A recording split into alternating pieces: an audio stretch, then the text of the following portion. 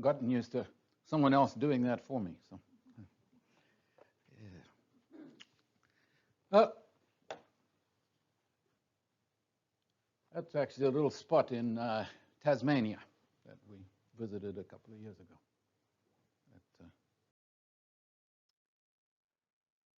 In Ecclesiastes chapter 3, we read in the first verse, "There is a time for everything, and a season for every activity under heaven." And then down in the first part of verse 8, we're told a time to love and a time to hate. I always kind of struggled with that a little bit. A time to hate. Time to love and a time to hate. And is hate ever appropriate? I mean, God is love. So I was actually reading in Proverbs. I've been reading through Proverbs chapter every night. And just this last week, I read Proverbs chapter 6, which actually reminded me of something I'd said in last week's sermons about when we were talking about cheating and dishonesty, where in Proverbs chapter 6, it speaks about things that God hates. I was kind of struck as I was reading it, and as I mentioned, I talked about last week that it kind of is connected to what I'd been speaking about. So what is it that God hates, and what does that actually mean then for you and me? And what is it that we should hate as well? So just a quick reminder, last week we spoke about the sort of cheating that goes on in our society. It just seems to be a part of the culture. And we talked about how widespread it is. It seems to happen in every facet of life. And everywhere you turn, people are cheating, being dishonest, lying. So we thought a little bit about why it might be so widespread. What is it that leads to that? Certainly human nature is a big part of it. And we thought about why it matters. It matters because it is so fundamentally opposed to the very nature of God. Because that's not who God is. That's not what He is. And I did, as I say, mention that in this list in Proverbs that there was a list of things God hates and that dishonesty was a significant part of it.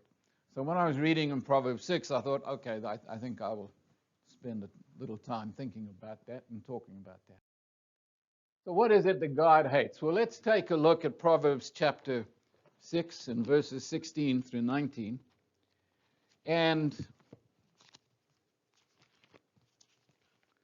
I know as a child when I read it, the language really didn't quite make sense to me, because it says, "There are 6 things the Lord hates, 7 that are detestable to Him." What is it, 6 or 7?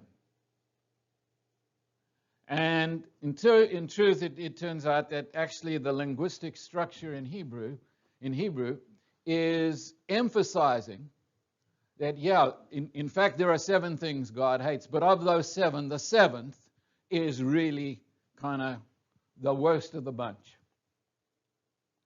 So as we look through and we think about it, there are 6 things the Lord hates, 7 that are detestable to Him. Haughty eyes, a lying tongue, hands that shed innocent blood, a heart that devises wicked schemes, feet that are quick to rush into evil, a false witness who pours out lies, and a man who stirs up dissension among brothers. Those are the things God hates. I'm just curious as to what it is that jumped out at you as we were reading through them. Anything strike you?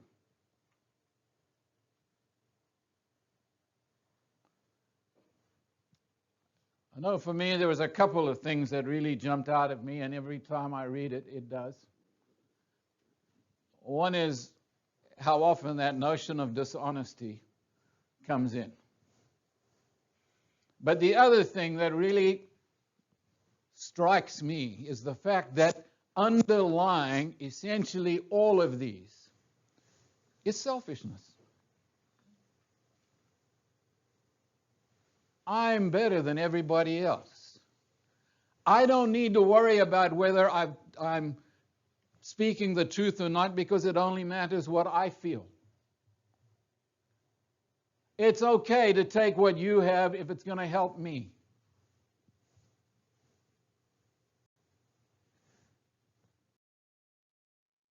So I wanted to let's think about what these 7 things are and discuss them. So, haughty eyes.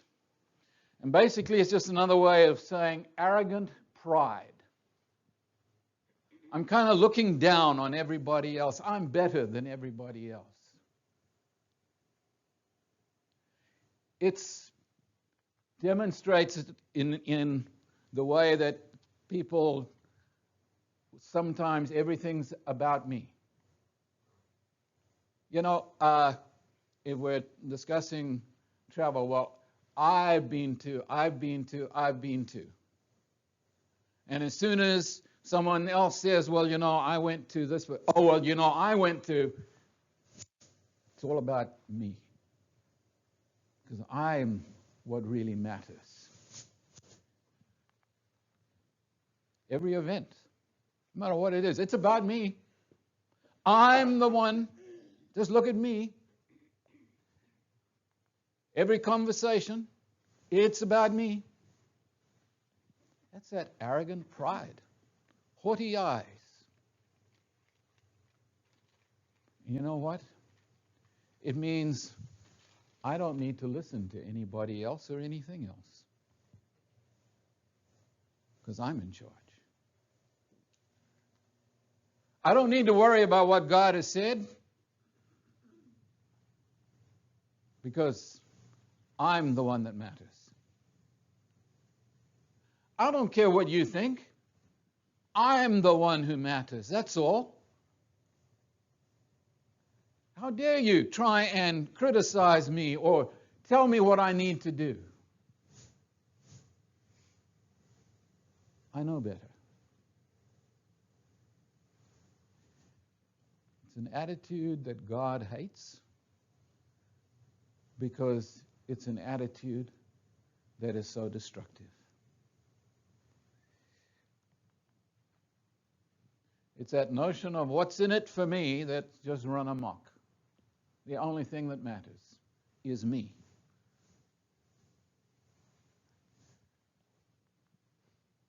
A lying tongue.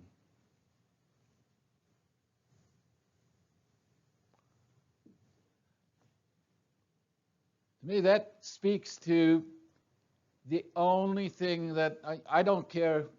I'm just going to say whatever is benefiting me in some way or another. You know, I had there was a lady who was originally had been a colleague of mine as a teacher, and then she went into administration, and I found out pretty quickly that she was an absolute liar. I mean, how did I know when she was lying? When her lips were moving. I mean, it was about that. You know, there were occasions. There was one time she lied about something because otherwise it would make her look bad. And I sort of understood why she might do that.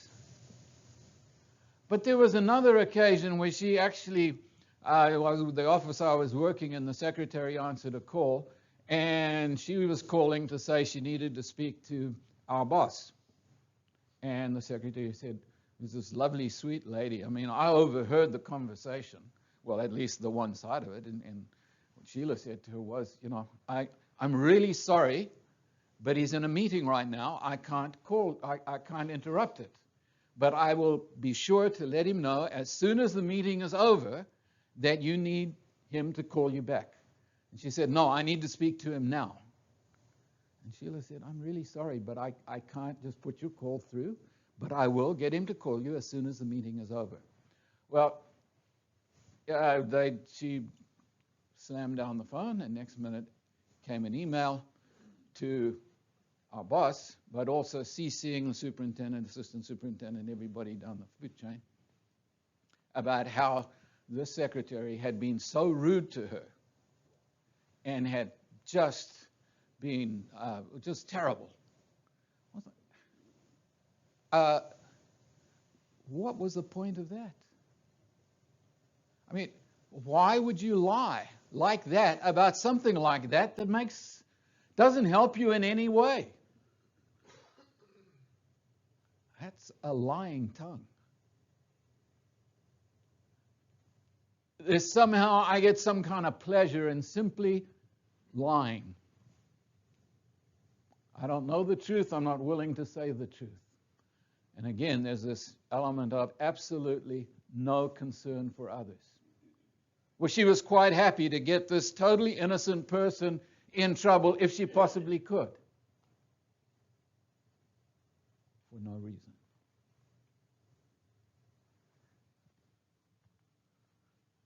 And I do want to say,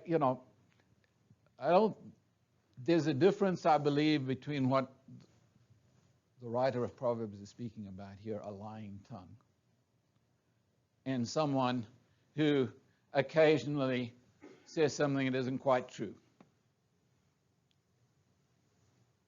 I want to avoid hurting someone's feelings. Does this dress make me look...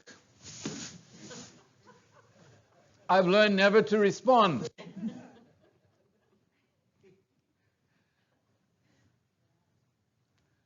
Yeah. It's talking about this habitual, just no matter what. When there is absolutely no reason to do it, they have to do it anyway. That's a lying tongue. And God hates that.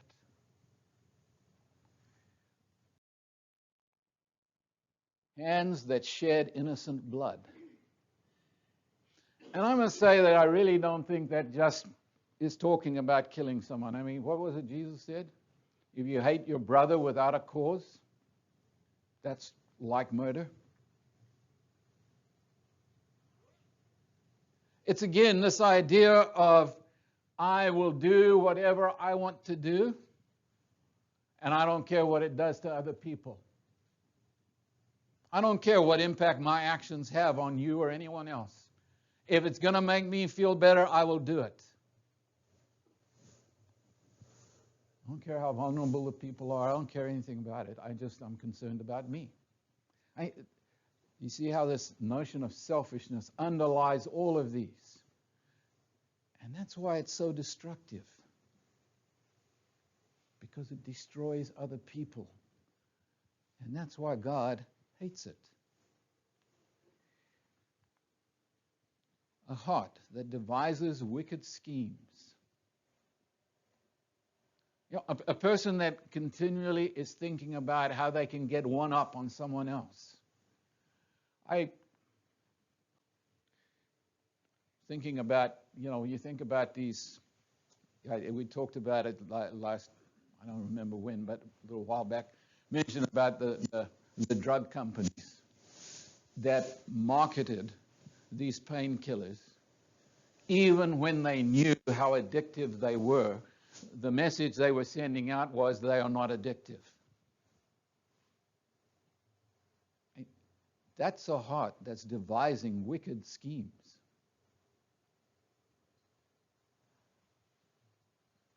Again, that notion of if it's going to benefit me, I don't care what it does to you or anyone else. You see, what is it that God loves? What did Jesus say when he was asked what is the great commandment?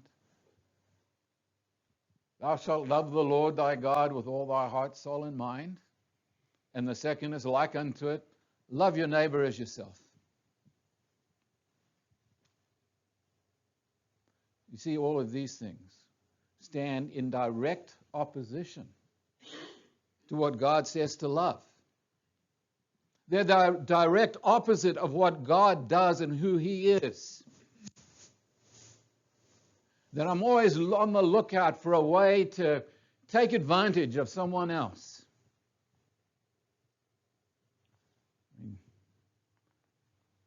And sharp business schemes of all kinds.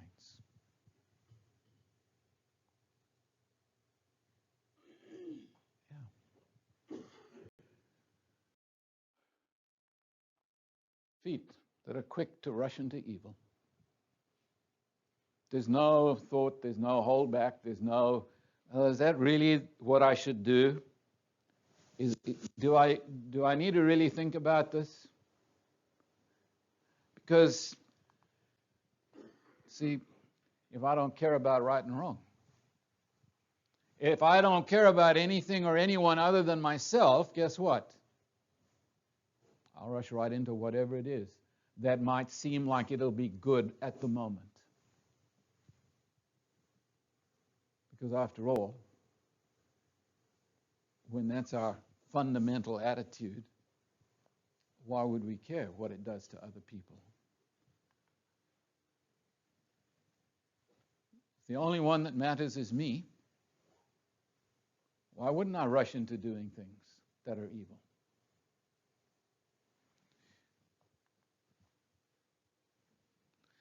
And I do think we need to think about if we applaud others in doing it, isn't that almost as bad as doing it ourselves?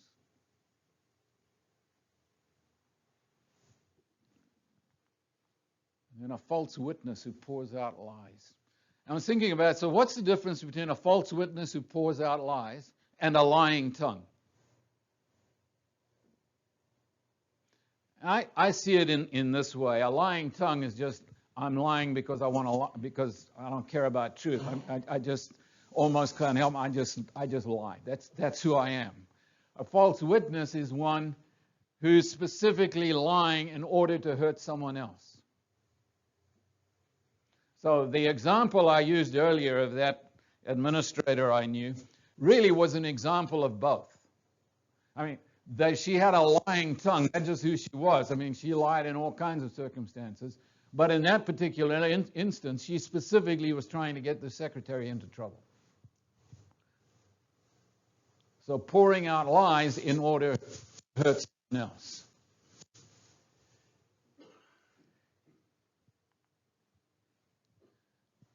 And that's how reputations get destroyed.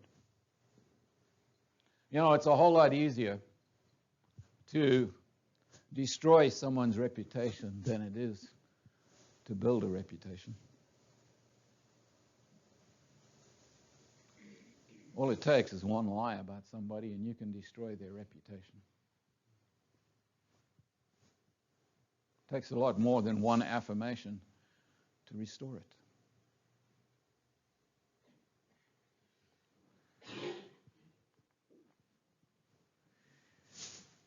Typically, when someone is guilty of this, a false witness who pours out lies, they're looking to gain something from some kind of a dispute, a situation. I want some kind of an advantage. And I'll do whatever I need to do in order to get it.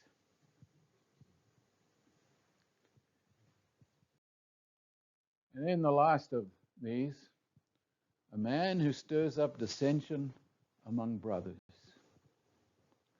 And I'm going to say here that a community, and I do want to point out, this is the one above all else God hates. This stirring up dissension among brothers. And brothers here, I think, refers to any community. I mean, it can be your immediate family, your siblings, your parents. But it can be a church family. It can be an organization, a school, a a business staff. There just seems like there are some people who seem to delight in trying to cause trouble between others. It can be a nation where we're willing to stir up trouble and create ill feeling in order to gain some advantage. I mean, I see politicians doing it all the time in order to try and gain votes.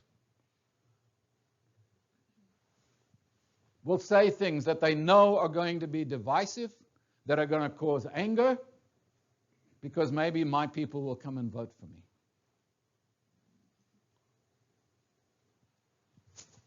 God hates that.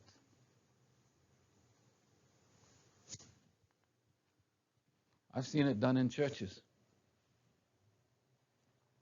because I want control. I've seen it happen. I've seen it done in schools. I've heard about it being done in businesses.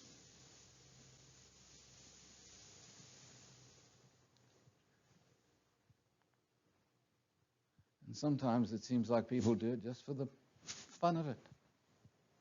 But it doesn't, at least from what I've been able to see, I don't see what benefit they're actually getting from it.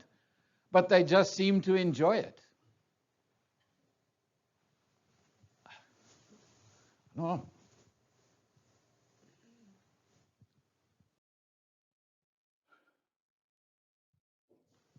So I was thinking about this. Do I hate these things that God hates? I mean, really? Or do we only hate it if it actually affects us directly? As long as your lies aren't about me, well, you shouldn't do it, but you know what?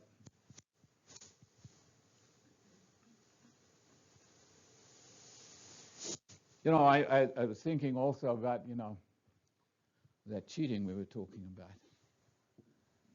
And how fans from the other teams are outraged. But the fans for the teams that are found guilty of cheating, they're okay with it.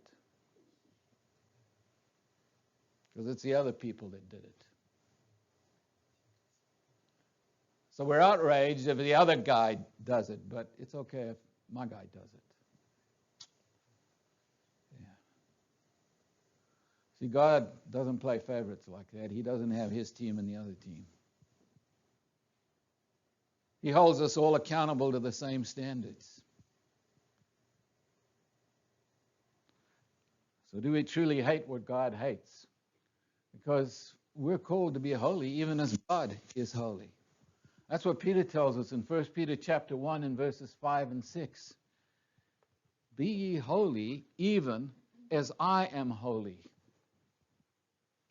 Peter quotes from the Old Testament.